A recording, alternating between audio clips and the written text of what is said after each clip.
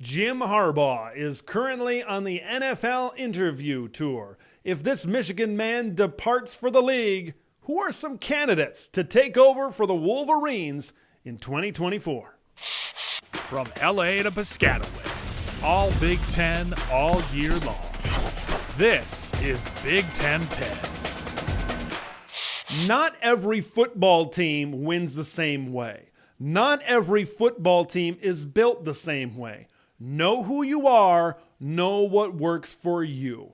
If Jim Harbaugh does in fact leave to go to the highest level of football, the National Football League, Michigan, learn your Rich Rodriguez lesson. I'm sure they have, but it's just a friendly reminder into that. We know what works at Michigan. It worked for Jim Harbaugh. It worked for Lloyd Carr. It even worked all the way back in the day, and this is probably when it first worked for Bo Schembechler all the way back in the day. Toughness, physicality, great play in the trenches, and great play on the defensive side of the football. That's the formula that has worked for decades upon generations in Ann Arbor, Michigan. And when you are potentially looking for a new head coach, if Jim Harbaugh does indeed move on to the next level, don't overthink it, Michigan. Get a guy with a lot of the same qualities and things that they put an emphasis on, like the Jim Harbaughs and the Lloyd Carrs of the world. Find a guy that builds his program on toughness, on defense, on physicality.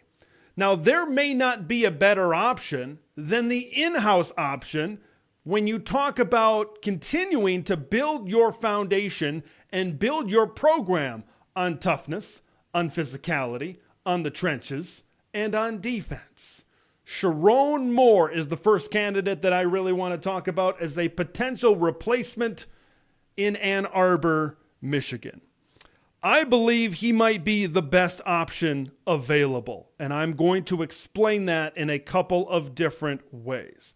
Sherrone Moore showed the ability late in this season during that final 3-game Jim Harbaugh suspension that he can step into the head coaching role in a game day atmosphere and make good decisions and dictate the flow of the game as a head coach. He proved that in those last 3 games, those games against Penn State, Maryland, and Ohio State. He made really good decisions during that game, and I believe if it's not Michigan in this particular situation, somebody eventually is going to hire him as a head coach. I think he's that respected, and he's that well looked upon in the coaching circle. So if you're Michigan, no better way to keep on building upon that foundation that you've already built than to keep this rising star in the coaching world inside Schembechler Hall as well. But the big questions for Sherrone Moore are going to be, what about the other parts of being a head coach in college football? We know you can draw up an offensive game plan. We know you can design great plays. We know that you can make the decisions on game day to win your team a football game. But in 2024, their football head coaches are responsible for more than they ever have been in the history of the game. When you talk about formulating a recruiting plan, when you talk about formulating a transfer plan at multiple times during the season, NIL, and all of the other things that go into working with boosters, working with collective, those kinds of things, all of the things that go into being a head coach in today's day and age, Ward Manuel and this Michigan administration have to find out, and maybe find out quickly, if Sherrone Moore possesses those qualities, because I'm going to talk about 2 other head coaches on this list that have already been in head coaching situations, and they have a lot of experience in the head coaching world. Sherrone Moore has been an acting head coach, but in terms of formulating his own plan, he does not have experience doing that. That's going to be the big question when we talk about Sherrone Moore as well.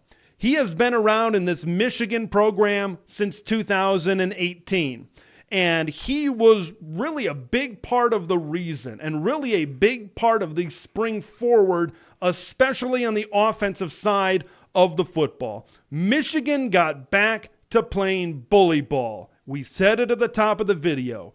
Toughness, physicality in the trenches is what Michigan football is all about. And whenever Michigan has been successful, they've been really good at the line of scrimmage. And who has been coaching that position group? It's been Sherrone Moore. He's been the offensive line coach since 2021. He knows, right, for the past 5 or 6 years, he knows what it has taken to build up this Michigan program right now. And if you want to keep the Wolverines going at this pace, promoting Sherrone Moore with a pretty good roster, what might end up being an underrated roster in terms of some of the top teams in college football in 2024, might be the best track. Because maybe you don't want to find yourself in a situation like the Washington Huskies.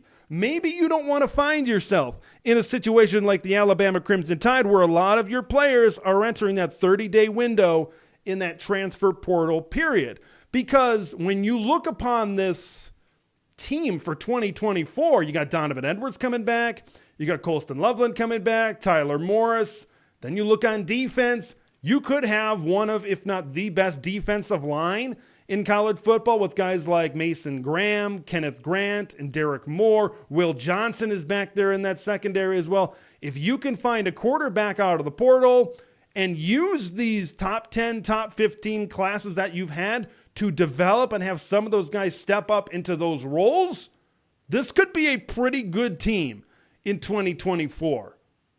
And promoting Sherrone Moore, keeping him in-house, could also keep some of those great players in-house as well. Now, if the Michigan administration says, Sherrone, we appreciate everything you've done for this program, but we're going to go outside these hallowed halls to bring in our next head coach, I got two candidates that I really want to look at, and they are pretty different, maybe in terms of their realism to maybe make the jump to Ann Arbor, Michigan. The first one I want to start with, don't let him fool you.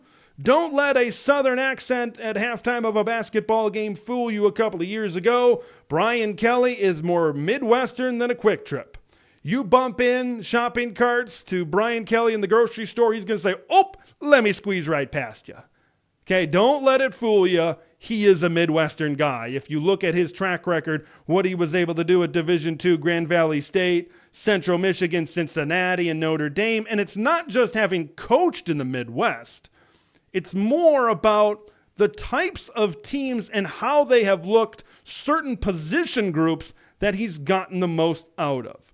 Maybe not so much at LSU, because his LSU teams maybe look a little bit different than his teams did at Notre Dame. But when you look back at Notre Dame, he proved that he can recruit and develop great players on the offensive line.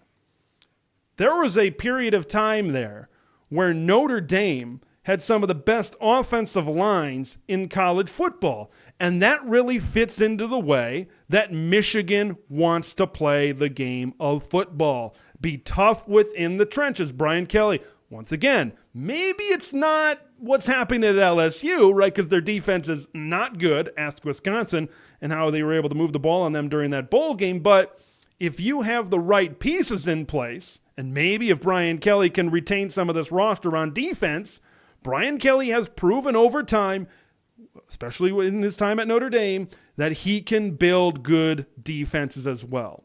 He fits into the recruiting profile. Top 10 classes the last 2 years at LSU. He had top 10 classes, top 15 type of classes during his time at Notre Dame. But there is a financial piece of this that I think makes this thing a little bit more difficult to pull off. Right now, Brian Kelly is making about $9.5 million a year in a very good deal, a very coach-friendly deal with some good bonuses and incentives at LSU. If Michigan wants to entice Brian Kelly after 2 years to move him and his family from Baton Rouge back up to the Midwest in Ann Arbor, Michigan, you got to think you got to come in at the $11 and $11.5 million range. About what this new proposed Jim Harbaugh contract is, about what would be equaling him as one of the highest paid head coaches in college football. Michigan's administration has to then answer a question. Do you view Brian Kelly as one of the best head coaches in college football? Do you believe he is worth that? When I look at Brian Kelly, I'll tell you what I see personally. I see a great head coach. I'm not sure if I see an elite head coach. He's had multiple opportunities during his time at Notre Dame. He's gotten into situations where maybe he could vault from that great category to that elite category, but he was not able to get the job done. Even in his time at LSU, first year, SEC championship game, yes, we know that the opponent in that particular matchup was better than LSU, but still was not able to get the job done. Out of all three coaches on this list, if you did a NCAA or a Madden type of rating, a 0 through 99, Brian Kelly is probably the highest rated coach on this list. But I believe it's going to take a huge financial investment to get Brian Kelly out of Baton Rouge, Louisiana right now. You got Nick Saban who's retired, and you're seeing what's going on with that Alabama roster. Brian Kelly might be feeling pretty good about his chances to contend in the SEC at LSU year after year after year. Let's move on to the next candidate. And we talk about the financial maybe challenges that exist with Brian Kelly and getting him from the SEC up to the Big Ten. I believe maybe it's on the other side of things with our next candidate. And this is a guy, I'm going to be honest, I really just want to see him coach in the Big Ten because I believe he was born to be a Big Ten head football coach, and his current Kansas State head coach, Chris Klieman. I was fortunate enough to spend the first 2 years of my professional career out of college to be a TV sports reporter up in Fargo, North Dakota. I was able to be there week after week. I was able to observe Chris Klieman and this North Dakota State football program. And folks, they have a lot of qualities that Michigan wants in their football program as well. An emphasis on toughness, on physicality, on winning the line of scrimmage, and especially being great on the defensive side of the football. He continued on that legacy that Craig Bull laid down in that dynasty at NDSU, and he continued that on with 4 FCS national championships and losing 6 games, only 6 games in his time at North Dakota State. And he's translated that from the FCS level up to the FBS level as well. At Kansas State, his defense this past season, a top 30 defense, scoring defense, I should say, in the country. Now, I did not include Lance Leipold on this list because I just believe that Chris Klieman, I think, better suits what Michigan's core values are within their program. I think he's a better fit. You maybe look at Kansas and what they've been. They've been a little bit more explosive on the offensive side of the ball, maybe not as good on the defensive side of the ball. I just believe Chris Klieman, plain and simple, is a better fit. Fit is a complicated term, I know, and that's maybe something that's overstated in today's day and age of college football. But in this particular example, I believe Michigan needs a fit because of their history and what wins and what is successful at Michigan, that toughness, that physicality, the defense that we mentioned time after time after time. I started this with the financial piece. Chris Klieman just signed a new contract. He's averaging about $5.5 million per year, $6 million buyout. When you look at the financial part of this, I think there is a greater chance that Michigan would be willing to maybe pay up for this type of contract, $7 million, $7.5, $8 million, something like that, and that buyout as well to get Chris Klieman in there rather than going above and beyond and maybe going into a new stratosphere with Brian Kelly as well. I just want to see Chris Klieman in the Big Ten. Maybe Iowa is that job down the road that he'd maybe be interested in.